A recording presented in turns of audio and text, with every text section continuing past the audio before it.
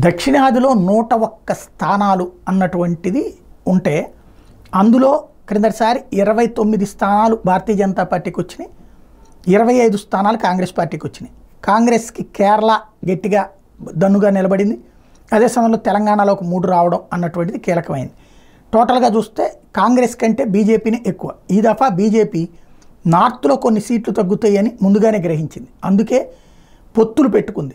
దక్షిణాదిలో ఒంటరిగా అనుకున్నటువంటిది కాస్త ఇక్కడ పొత్తులు పెట్టుకుంది. ఆంధ్రప్రదేశ్లో పొత్తు దానికి బెనిఫిట్ అయింది, 3 పార్లమెంట్ స్థానాలు వచ్చినాయి. తెలంగాణలో పొత్తు పెట్టుకోకపోవడం మంచిదైంది, అక్కడ 8 పార్లమెంట్ స్థానాలు వచ్చినాయి. అదే సందర్భంలో కర్ణాటకలో పొత్తుతో వెళ్ళి సాధించింది. అయితే గతం కంటే తమిళనాడులో సాధిద్దాం అనుకున్నది ఏఐఏడీఎంకేతో పొత్తు పెట్టుకోకపోవడం ఆ పార్టీకి భారీ దెబ్బతీసింది. భారీ ఎత్తున అన్నామలైకి జనం పోటెత్తిన తీరా చూస్తే ఓట్లగా అది మారలేదు, సీట్లుగా మారలేదు. అవి ఓవరాల్గా చూస్తే దక్షిణాదిలో గణనీయ ఫలితాలు సాధించాలనుకున్నటువంటి బీజేపీకి ఈ దఫా టోటల్గా పెద్ద దెబ్బే కొట్టింది. వాస్తవంగా తమిళనాడులో 39 సీట్లు ఐఎన్డీఏ ఖాతాలోకి వెళ్ళిపోయినాయి. అందులో డిఎంకే వాటా 22 అయితే కాంగ్రెస్ వాటా 9.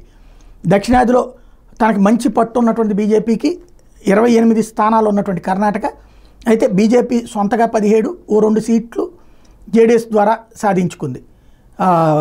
టోటల్గా చూస్తే కేరళ ఈ దఫా బోని కొట్టడం అన్నటువంటిది కీలకమైంది. ఈ దఫా చూస్తే 17 కర్ణాటక, 3 ఆంధ్ర 20, 8 తెలంగాణ 28, మళ్ళీ కేరళ 1 29.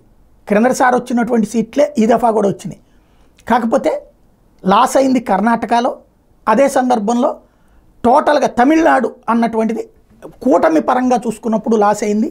తమిళనాడులో అన్నా డిఎంకే లేకపోవడం వల్ల దెబ్బతింటాం అన్నటువంటిది దానికి కొత్తగా పోయే లాస్ ఏం లేదు, వచ్చింది లేదు, పోయింది లేదు. ఓ రకంగా చెప్పాలంటే ఓటింగ్ పర్సంటేజ్ పెంచుకోవడం మాత్రం చేసుకోగలిగింది అక్కడ.